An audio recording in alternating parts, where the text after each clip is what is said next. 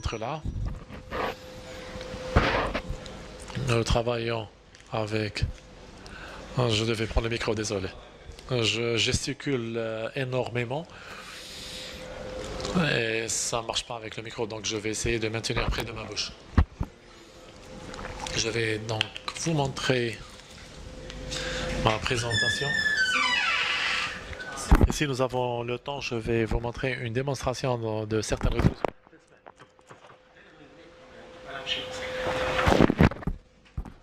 Ok, parfait. Alors, le titre de cette présentation, c'est un écosystème plein d'apprentissage pour un apprentissage à long terme. Donc, je vais vous présenter l'agenda rapidement. Il y aura 2 diapos sur Blue Drop et notre compagnie, ce que nous croyons, ce qu'on fait depuis 10 ans, et en particulier les compagnies qui datent de 25 ans. Je vais vous parler de la révolution industrielle. Il n'y a rien de nouveau. Ah, je suis sûr que les intervenants étaient excellents. Ils ont parlé de tous les défis auxquels nous faisons face pour vous parler des changements rapides. Mais je vais parler juste des points qui nous concernent dans notre technologie et la façon dans laquelle nous avons répondu. Je vais vous donner plus tard 2 exemples de la façon dont la technologie est utilisée. Parce que je pense que la technologie pourrait faire partie de la solution en termes de réduction de la charge administrative en visant de façon plus efficace ces problèmes. Et ce qui est intéressant, c'est que dans nos discussions, dans le monde développé, je pense que c'est là où il y a le plus de potentiel pour la technologie, parce que nous étions au Kenya récemment et nous avons parlé du développement de la formation professionnelle et j'ai parlé à l'un des ministres délégués. Lorsque vous y pensez avec la technologie mobile, il y a une opportunité de faire un saut à l'avant. Quand j'étais en Égypte, j'avais 7 ans, on devait attendre pendant 13 ans pour avoir le téléphone en ligne, je veux dire. Mais là, je veux dire qu'il y a une opportunité lorsque vous commencez à lancer un système de formation professionnelle.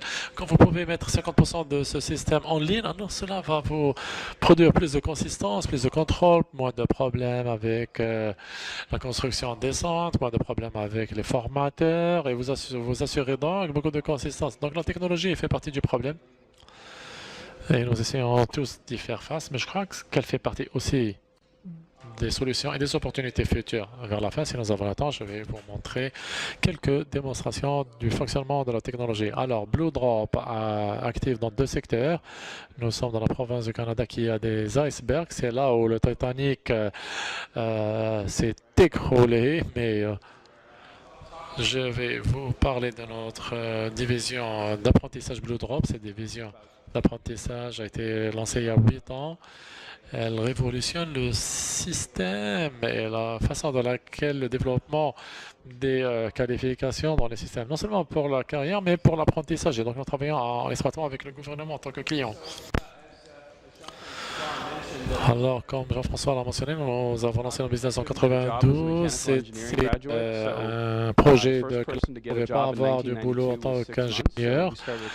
Et donc, nous avons lancé une compagnie et nous avons fini par travailler. Nous sommes toujours là en 2004. On a voulu se concentrer sur la technologie d'apprentissage.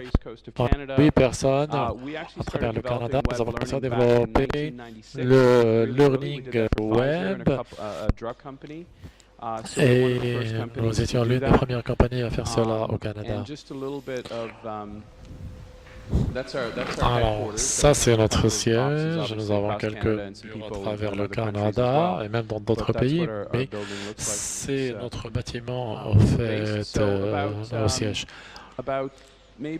Alors, il y a 10 ans de cela, nous avons eu des leaders globaux. Nous avons travaillé beaucoup pour des entreprises. Nous avons travaillé avec Pfizer, Microsoft, Chevron, ExxonMobil, Target, Subway. Donc, nous avons développé beaucoup d'apprentissage pour les compagnies. Il y a quelques années, j'ai dit à mon conseil que nous allons virer tous ces clients parce qu'on voulait se concentrer sur les défis. Les défis, nous pensons, et Je crois que c'est en train de devenir un plus grand défi avec le temps, avec l'innovation qui interrompt notre travail. C'est les gens qui sont laissés derrière. Et je voulais savoir comment on pouvait développer la technologie qui soutiendrait des systèmes qui aideraient ces gens pour être de bons emplois pour développer leur carrière. Nous avons donc travaillé beaucoup avec les jeunes, les immigrés, les chômeurs, et nous avons développé des technologies qui aident vraiment ces gens à avancer et aider les systèmes qui utilisent ces gens pour avancer. C'était une approche folle pour virer Microsoft et toutes les autres grandes entreprises, mais nous sommes contents d'avoir fait ça. Et avec le temps, on voit qu'il y a plus de concentration sur l'énergie et cette question, le futur du travail, c'est la prochaine question du changement climatique et les gouvernements dans le monde et les politiciens et le public dans le monde entier vont se pencher sur ces questions. Nous avons donc quelques statistiques qui viennent de certaines organisations et je crois, je ne vais pas m'attarder là-dessus, mais l'une des choses que j'aimerais souligner ici, c'est que le travailleur moyen au Canada a 15 à 20 emplois. Donc, les compagnies qui vont aider à développer leur capacité ne vont pas en profiter, surtout les petits business. Ils ne font pas leur personnel. Donc, comment pourriez-vous être productif et efficace avec votre personnel qui progresse? Il n'y a personne ici qui dirait non, on ne croit pas en l'apprentissage continu, mais il n'y a pas de technologie pour soutenir ce système. C'est comme si que vous avez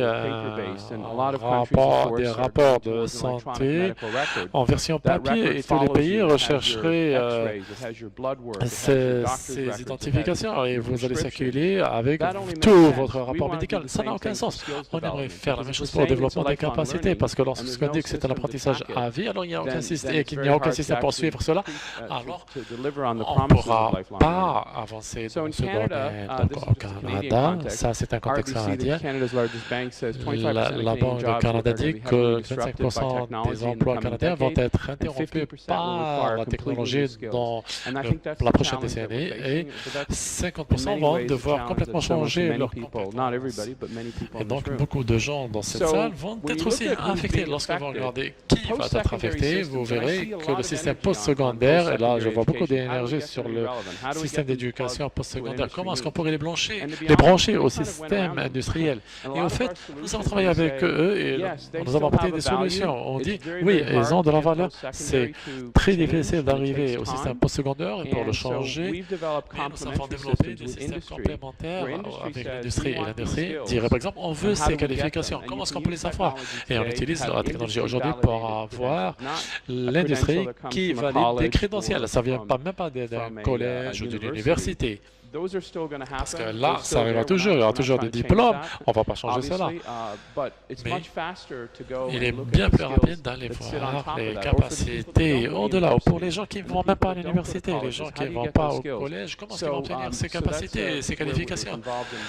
C'est là où nous sommes impliqués dans les techniques alternatives de post-secondaire, globalement. Beaucoup de problèmes, beaucoup de gens, 24% vous direz qu'ils ont un problème avec l'apprentissage. 19% des gens vont vous dire qu'il y a des compétences assez dures, ça peut comment on utilise par exemple un ordinateur ou d'autres techniques, mais 11% c'est des aptitudes simples que vous pouvez développer en dehors du système postsecondaire. Si vous travaillez dans cet hôtel, vous devez avoir, et ils ont un très bon service au fait, donc vous devez avoir un bon service, de bonnes compétences, une bonne gestion du temps, et ces capacités sont indépendantes de tout système d'éducation postsecondaire et ils vont affecter 11% du manque de travail dans le marché. Alors, les capacités soft, que j'appellerais soft, donc, jusqu'en 2001, vont être très actives comme l'apprentissage, la parole et le raisonnement critique. Parce que vous n'apprenez pas ça aussi dans le système secondaire. Donc, la force de travail court un risque d'automatisation qui est responsable de 80% de perte d'emploi. Alors, je ne veux pas parler de politique là, mais je dirais qu'il y a un mouvement protectionniste en marche dans différents endroits aujourd'hui. Comme vous savez, il y a des questions avec les migrations, avec tout type d'activité sociale, parce que les gens pensent aux solutions simples, mais la réalité, c'est que l'automatisation est responsable de la plupart des pertes d'emploi. Et si nous ne voulons pas des compétences pour cela, et une force de travail pour y faire face, c'est exactement le même point que le monsieur de l'OCDE.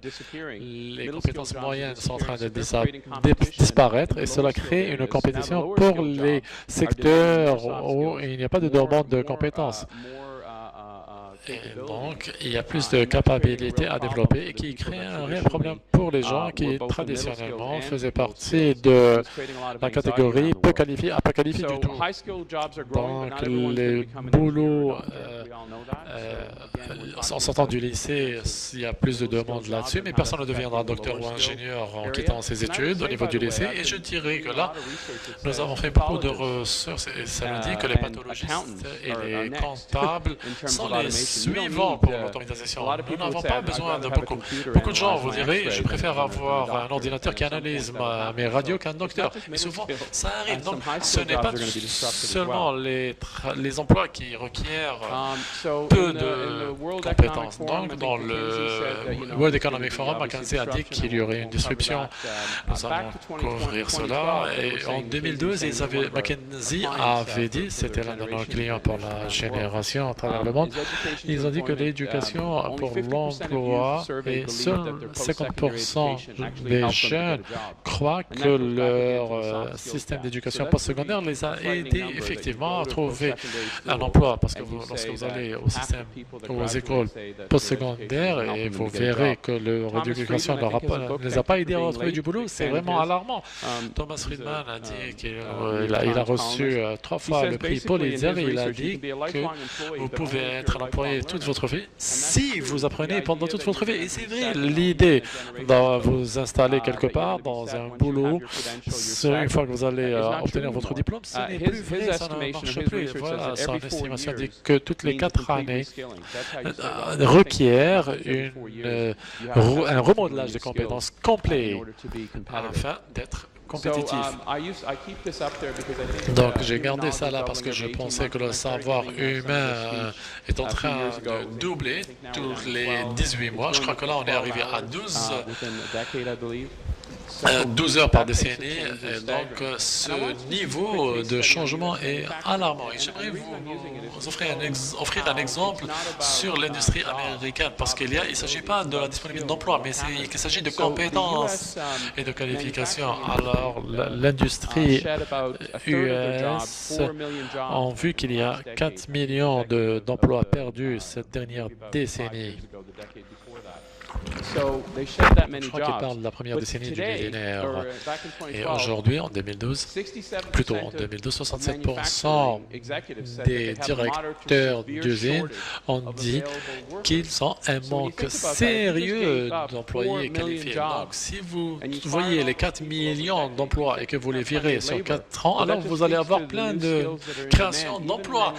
Mais même dans l'industrie, ils ont besoin de s'adapter, de se former continuellement. Même si vous avez de l'expérience dans un poste, ils ne peuvent pas vous employer parce que vous n'avez pas développé vos connaissances. Et je suis ingénieur et si Bluepoint n'avait pas fonctionné, alors après 4 ans, j'aurais manqué de mise à jour et j'aurais été viré tout simplement. Donc voilà des données de l'OCDE. Je reviens là sur l'idée des systèmes qui ne doivent pas juste tourner autour des personnes employées, mais toutes les parties prenantes du marché de l'emploi pour voir comment soutenir tout le développement d'une carrière à vie. Parce que lorsque vous offrez un boulot à quelqu'un, ils vont perdre leur boulot dès que la technologie change. Donc, vous devez aussi les aider, les accompagner pour moderniser leurs connaissances. Canada, en 33%, comme vous pouvez le voir, 33% de personnes sous-qualifiées pour faire le travail. En Espagne, c'est 20%. Donc là, c'est des gens qui n'ont pas assez de qualifications pour faire leur travail. Et là, c'est les gens qui ont trop de qualifications et compétences pour faire le travail. Au Canada, on a 35% de cette catégorie. La moyenne OCDE est autour de 20. Donc, au Canada, 67% de notre force de travail soit sous-qualifiée ou surqualifiée pour leur emploi. Et la moyenne OCDE est de 40%. Et là, c'est des chiffres alarmants parce que ça nous suggère qu'on doit avoir plus de gens impliqués, puisque tout simplement, Voici en fait une image que j'ai commencé à utiliser. Et maintenant, avant, vous aviez une destination. Je vais être capable de travailler une fois que j'ai mon diplôme de l'école d'ingénierie ou du collège. Mais aujourd'hui, ça a changé. Ah. Maintenant, aujourd'hui, ce n'est qu'un ticket d'accès. Donc, avoir un diplôme, vous rentrez dans le jeu avec ce diplôme. Et puis, c'est un voyage, c'est une aventure. Donc, le diplôme devient le lancement d'une aventure et non pas une destination. Et là, vous pouvez parler du support de la technologie. Alors, comment est-ce qu'on répond à ces défis? D'abord, on doit se concentrer sur la formation professionnelle et les collèges parce qu'il y a beaucoup d'emplois qui sont déjà présents. Les employeurs recherchent des emplois et je sais que plusieurs pays développés se concentrent énormément là-dessus parce qu'ils essaient d'avoir une infrastructure chinoise qui arrive dans plusieurs pays. Donc, vous amenez de la main-d'œuvre de Chine. Et si vous pouvez obtenir plus de plombiers, d'électriciens, de soudeurs dans ces pays, alors cela va vraiment créer beaucoup d'emplois. Donc, on doit avoir des formations continues à vie. Ce ne sont pas des programmes qui s'organisent dans des centres, mais les gens veulent des formations qui se tiennent sur place. Comment utiliser la technologie sur place pour obtenir l'information adaptée au cours du travail. Redéfinir la relevance, aider les employés à garder la valeur de leur diplôme et les valider à travers la modification. Parce qu'après avoir obtenu le diplôme, à quelque niveau que ce soit, ils doivent continuer à obtenir des diplômes et des certificats et les partager avec les employeurs. Et comme ça, on crée un écosystème. Sinon, on va dire que c'est important, mais ça ne sera pas suivi. On ne peut pas mesurer, on ne peut pas partager. On ne sait pas si nos diplômes sont valides ou pas. Donc, pour faire cela, il faut faire un système. Alors, maintenez vos diplômes valides et partagez-les avec les employeurs. Et puis après, les micro-compétences sur demande pour les transférer n'importe où dans le monde. Donc, là, c'est la construction. Et là, c'est des cartons que vous voyez de diplômes que les gens auraient besoin dans le domaine de la sécurité. Là, j'aimerais produire le concept. Et plusieurs pays, je suis sûr qu'ils l'ont déjà fait, parce que les gens doivent avoir beaucoup d'exigences réglementaires, ceux qui pensent que vous pouvez aider les gens à trouver un emploi ou les empêcher d'avoir. Donc, soit vous les aidez, soit vous les enterrez. Et donc, nous avons une vision au Canada. Nous travaillons avec plusieurs provinces sur ce sujet. Et les exigences de règlement doivent apprendre aux gens comment gérer bien la nourriture. Mais les gens doivent être formés pour savoir comment gérer de la nourriture, tout simplement. Donc, à chaque domaine, sa spécialité. Vous devez avoir de la bonne expérience et vous devez prouver que vous êtes capable de faire votre travail. Et donc, passer par tout un cycle ou éviter le cycle de l'expérience, du diplôme. Et là, on intervient pour rendre les gens plus employables. Donc, le rôle de notre technologie, nous commençons par l'accès à la technologie qui doit être mobile. Nous faisons beaucoup de choses mobiles. Vous devez être capable de développer vos compétences sur demande et ne pas perdre votre temps, des aides de travail virtuelles et une gestion de diplômes à vie à travers l'amélioration et la formation. Donc, en théorie, il y a trois choses que nous faisons ici. Il y a trois choses que nous faisons, ou solutions que nous apportons. D'abord, c'est des diplômes gérés par la réglementation, la force de travail externe et le portal de développement. Vous pourriez dispatcher les gens selon leurs aptitudes, leurs besoins sociaux.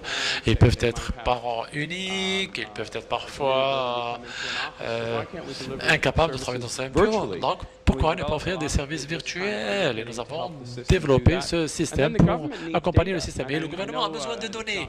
Et je sais que Jean-François a dit que le Canada fait un très bon travail dans l'information de l'emploi. Mais vous avez besoin de données. Vous devez savoir connaître les lacunes, les demandes d'apprentissage, les besoins en emploi. Donc ça, c'est les trois zones technologiques que nous avons développées sur les 10 dernières années. Donc les éléments clés, c'est un rapport de la force de travail. Nous venons de signer hier avec l'Ontario un programme de 2 millions d'employés pour suivre leur certificat en sécurité et santé. Et donc, vous pouvez choisir le parcours de tout employé. Vous avez aussi les pratiques de communauté, les apprentissages mobiles, le e-commerce.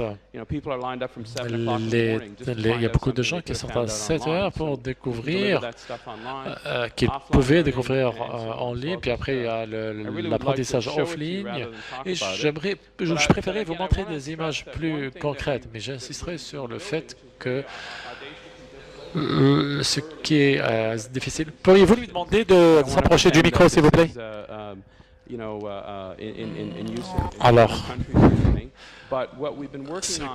sur ce dont nous travaillons, c'est comment construire un écosystème où tout le monde serait branché. Nous avons donc les données post-secondaires, nous avons les données employés, nous avons des données des employés qui sont la clé, nous avons les groupes industriels et les syndicats, les fournisseurs de formation. Et nous avons le régulateur qui fait partie de notre système. Donc, nous avons construit un écosystème pour tous ces groupes, pour les mettre sur la même table et gérer les compétences au niveau juridictionnel, pas au niveau business ou au niveau université, mais au niveau juridictionnel complet. Comme je l'ai dit, l'implication va couvrir 2 millions d'employés à Ontario. Donc là, c'est le programme que nous avons au Canada que je voulais partager avec vous. Là, c'est l'Anti-Canada ici. Nous allons parler, nous allons toutes les provinces. Elles sont small, elles sont petites avec 50 000 personnes. Nova Scotia, 1 million de personnes. Ontario, c'est la province la plus large avec, je crois, c'est l'économie la plus grande au monde avec 2 millions d'employés. Donc là, c'est les outils que nous avons lancés il y a 6 ans de cela à Newfoundland. Smart Fonctionnel, la province a vu ce programme lancé en 2011. Nous avons visé un programme de 8 mois à 2 ans. Ils ont 21 000 employés. Nous avons 10% des employés en ligne qui font des apprentissages en ligne. Ce que nous avons fait sur 2 ans, ils ont suivi 34 000 courses. Ça va de l'utilisation d'Excel à la communication et tous ces programmes en ligne sont disponibles et ils sont même développés pour d'autres postes. 70% des cours en ligne sont finis, alors que l'industrie, le niveau dans cette industrie est de 10%. C'est des cours volontaires, vous n'avez même pas à les faire. Personne n'est obligé de le faire, mais nous avons 70% de taux de participation et de finalisation. Et nous avons 1771 business qui sont inscrits. Donc, c'est un projet très réussi qu'on a lancé en 2011. Et nous avons fait quelques erreurs, cependant. Je ne dirais pas des erreurs parce que nous sommes en train d'apprendre. Alors, nous avons mesuré le résultat des compétences. Nous avons amélioré les apprentissages et qualifications informatiques. Mais on doit regarder le résultat de l'employabilité parce qu'on fait de compte, si vous croyez qu'offrir des compétences à des gens pour trouver des boulots, alors vous devez le mesurer. Nous n'avons pas fait cela, mais nous sommes en train de le faire maintenant. Le programme n'était pas impliqué dans le système d'emploi. Non, on est en train de le faire. Beaucoup de juridictions ont cette idée que la technologie se trouve là-bas. La solution technologique est là-bas, mais vous venez dans nos bureaux et on parlera de notre travail interne. On va vous gérer là, vous pourrez parler à des gens là, mais vraiment, l'approche doit être intégrée et inclure la technologie. J'ai aimé les messages ce matin qui ont dit que nous avons une technologie, la technologie est prioritaire, donc vous devez avoir la technologie, puis après élaborer des solutions. C'est la façon de le concevoir cela, pas à l'envers. Vous ne devez pas commencer à travailler, puis penser à la technologie. On va voir plein de provinces autour de nous et on dira, venons appliquer la technologie. C'est de ça qu'il s'agit. C'est les leçons que nous avons apprises. En termes de vision, supervision. La version 2.01 qu'on est en train d'appliquer dans la même province, c'est que nous avons des passeports de travail pour tous les employés. Je crois que nous pensons que c'est une méthode critique et les employés peuvent améliorer leurs compétences et donc à travers ce passeport. Et à travers ce passeport, ils peuvent obtenir des compétences sur demande. Ils peuvent ensuite améliorer leur expérience. Donc, nous voyons les compétences qu'ils ont acquises. Et lorsque nous envoyons des enfants à avoir une expérience, on doit quantifier cela. Et donc, on a la capacité de suivre ce qu'ils font et de les soutenir. Puis après, nous avons l'optimisation des services, comment rendre le service plus efficace et objectif à améliorer les résultats d'emploi et d'employabilité. Donc, en théorie, vous avez toujours besoin d'expérience pour avoir un boulot, mais vous avez besoin d'un boulot pour obtenir de l'expérience. Et donc, c'est un cercle vicieux. Et l'une des choses qui font partie de cette partie, nous n'avons pas encore fait cela, mais avec la Canada Job Bank, on a fait un bon travail parce que nous avons connecté ces emplois avec les capacités recherchées. Par exemple, si un resto recherche une personne avec un employé avec 2 ans d'expérience, quelqu'un qui viendrait dans ma cuisine, mais avec beaucoup d'expérience. Alors, qu'en serait-il si le système allait vers ses employés et leur dirait, accepteriez-vous quelqu'un qui sort du lycée, qui a un programme sur les activités de programme, ils ont suivi une formation sur la communication, sur la gestion de la nourriture, la sécurité, et nous espérons soit vous avez 2 ans d'expérience, soit vous avez suivi ce programme de 10 heures en ligne. Et là, nous accepterons de vous faire suivre un entretien d'embauche. Puis après, participer dans la productivité à travers des formations de haut niveau. Et vous ne pourrez jamais avoir tout emploi si vous n'avez pas suivi toutes les formations requises dans la description du poste.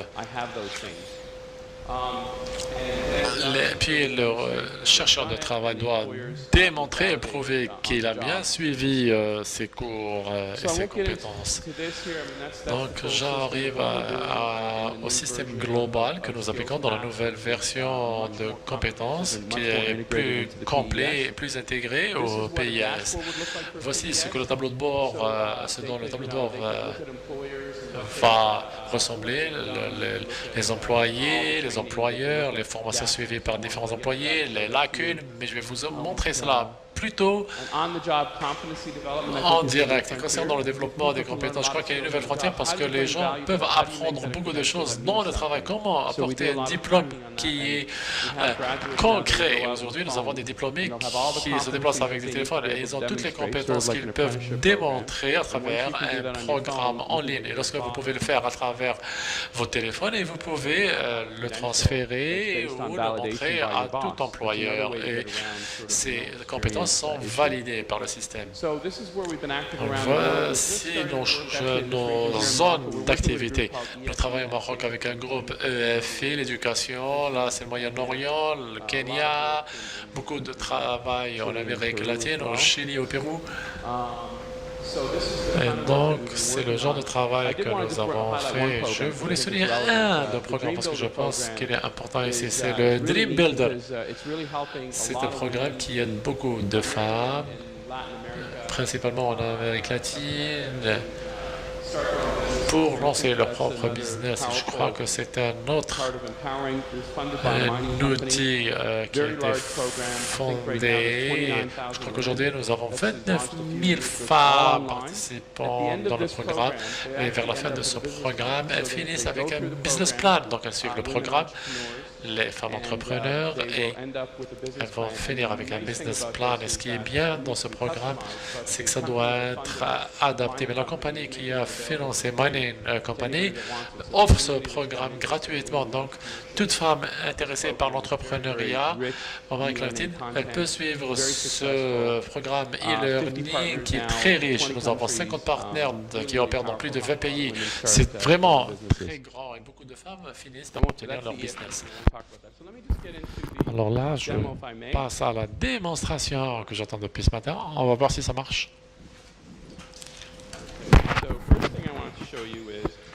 La première chose qu'on vous montre, c'est ce que nous avons fait à Los Angeles.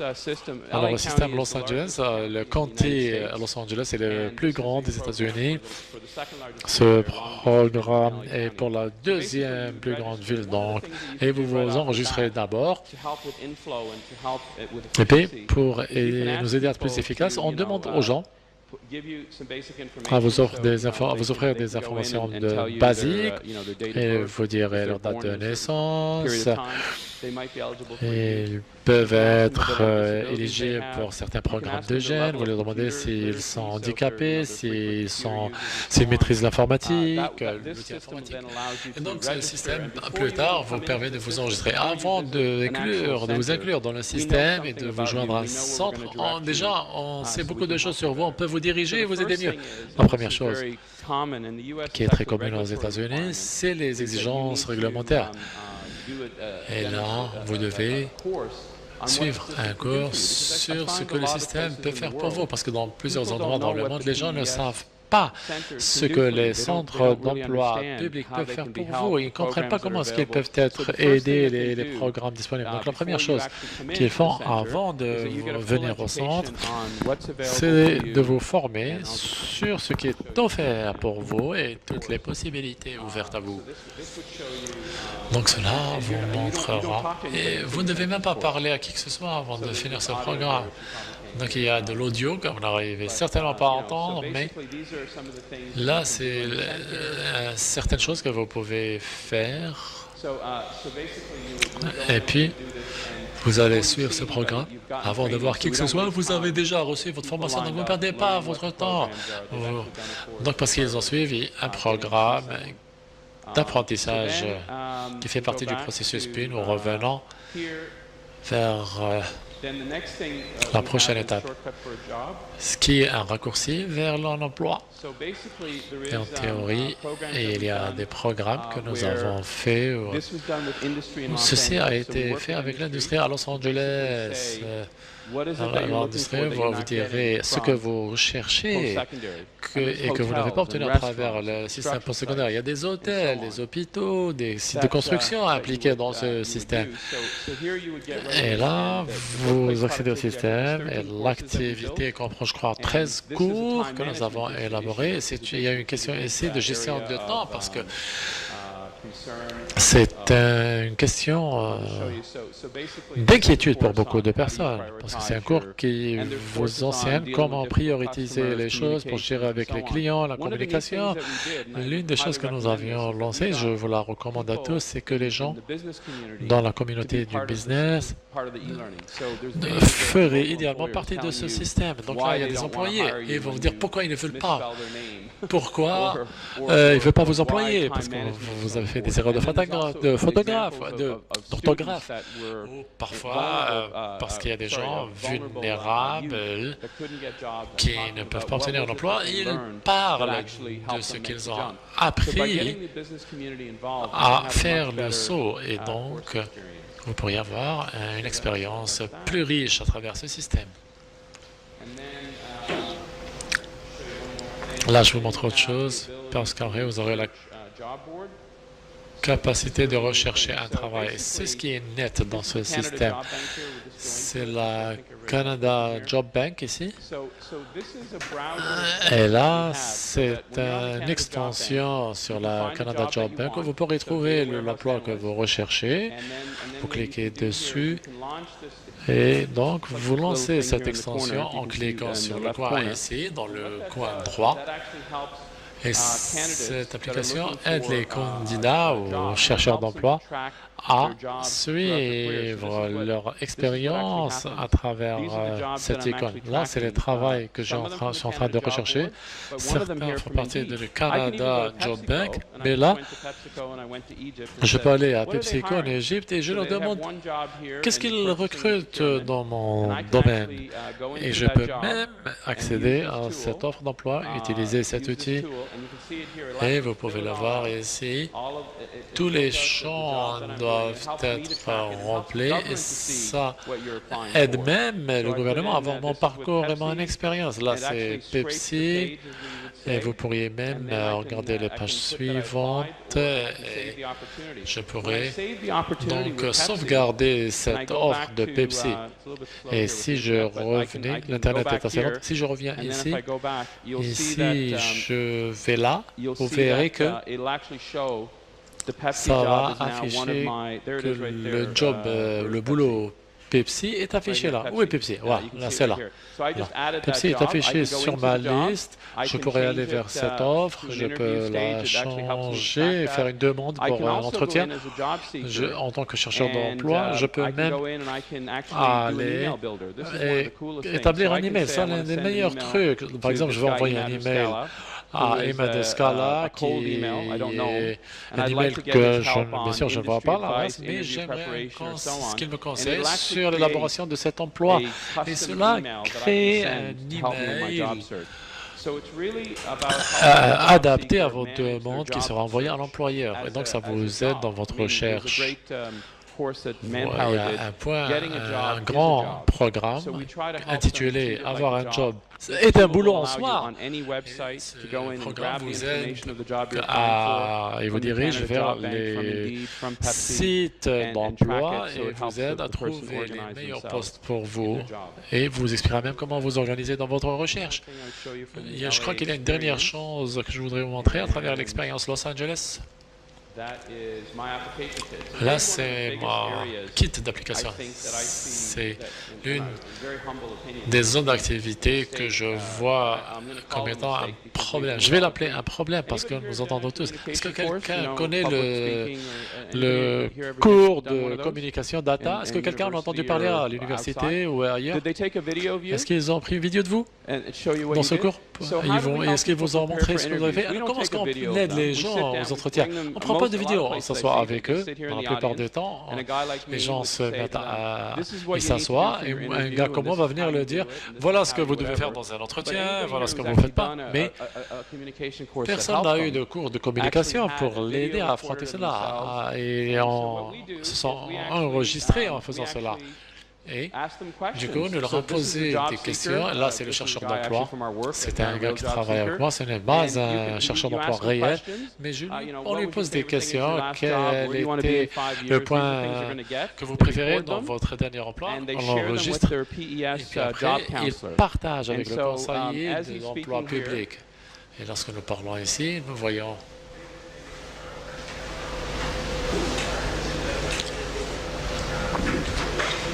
désolé, l'interprète ne peut pas entendre ça. Vous voyez qu'il y a des messages, vous ne pouvez pas les dire, mais il y a des messages qui apparaissent là. Ils lui disent même, ne regardez pas votre téléphone. Donc c'est une façon de faire du B2B en termes d'efficacité. Ce n'est pas qu'un centre dans le pays ou dans l'emploi. Ça peut être un petit groupe de personnes qui sont experts en entretien. Ils obtiennent ces vidéos, ils les analysent, ils mettent des commentaires et vont vous dire oh, vous avez fait des erreurs au niveau de la seconde 2 ou la seconde 15 ou quel que soit. Donc là, vous utilisez la technologie pour aider les gens qui en ont besoin pour chercher un emploi. Oups, je dois éteindre ça, sinon ça ne va pas s'arrêter. OK.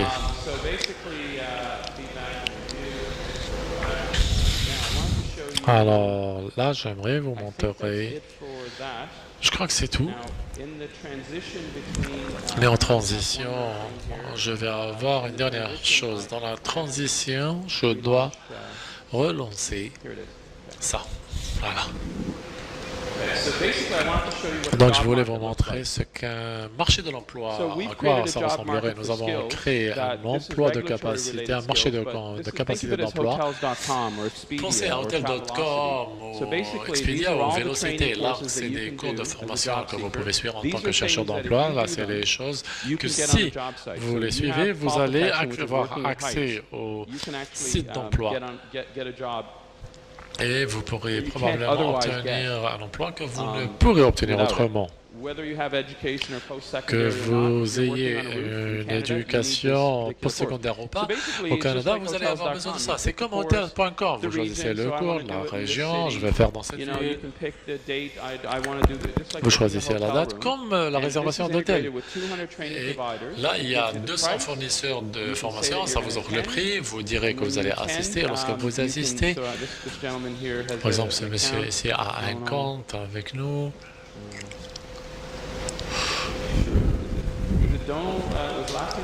C'était quoi le nom? Donald? Désolé, je ne peux pas lire Donald Day. Donc, en théorie, il va s'enregistrer pour ce cours et je vais vous montrer à quel point on en a besoin pour créer une liste de classes pour plus de 200 fournisseurs de cours ou de formation.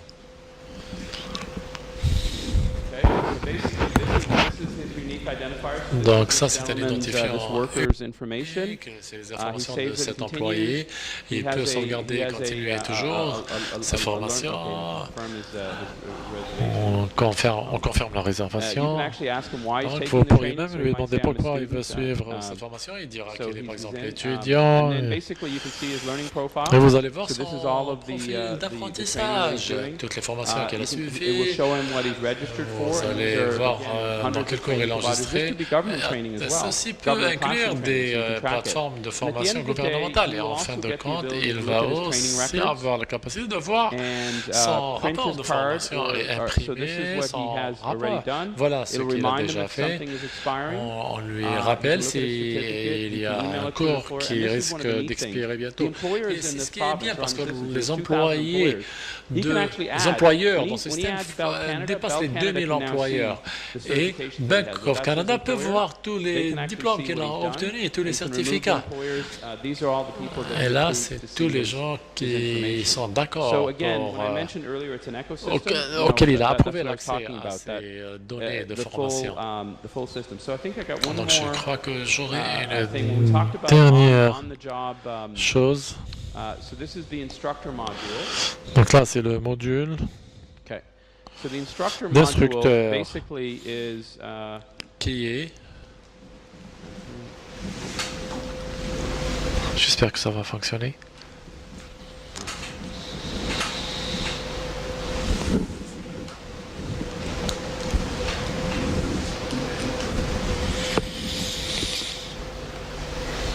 Ça marche pas, je crois qu'on a un problème. Ce que j'allais vous montrer, mais je vais pas insister là-dessus, mais c'est l'instructeur dans les formations d'instructeurs aurait une liste des étudiants et ils vont les approuver. Une fois qu'ils sont approuvés, ça passe vers l'historique directement de l'étudiant. Une dernière chose que je voulais vous montrer, je crois que j'ai toujours... Il me reste 2 minutes, c'est ça? Ok, super. La dernière chose que je vais vous montrer, donc, sur le bilan de recherche d'emploi. Et en théorie, vous pouvez aider les gens. Si vous êtes par exemple soudeur dans une province, parfois vous aurez besoin d'une autre province et vous pourriez créer un parcours pour que les gens pourraient vous voir. Je suis un soudeur à New Orleans et je veux travailler à Minnesota par exemple et vous voyez que 25% des exigences sont déjà remplies. Et si vous devez par exemple être encore un soudeur nucléaire, alors vous devriez suivre d'autres formations pour passer à un autre boulot requis. Vous devez avoir des tests d'aptitude, des tests médicaux, et donc nous facilitons les choses pour les gens afin de suivre les formations requises. Si vous souhaitez vous déplacer vers une province, alors les exigences sont passées de 25 à 33% parce qu'il y a plus de compétences recherchées dans l'autre emploi dont il dispose. Il peut s'enregistrer pour différentes choses et en fin de compte, on suit même les compétences de travail.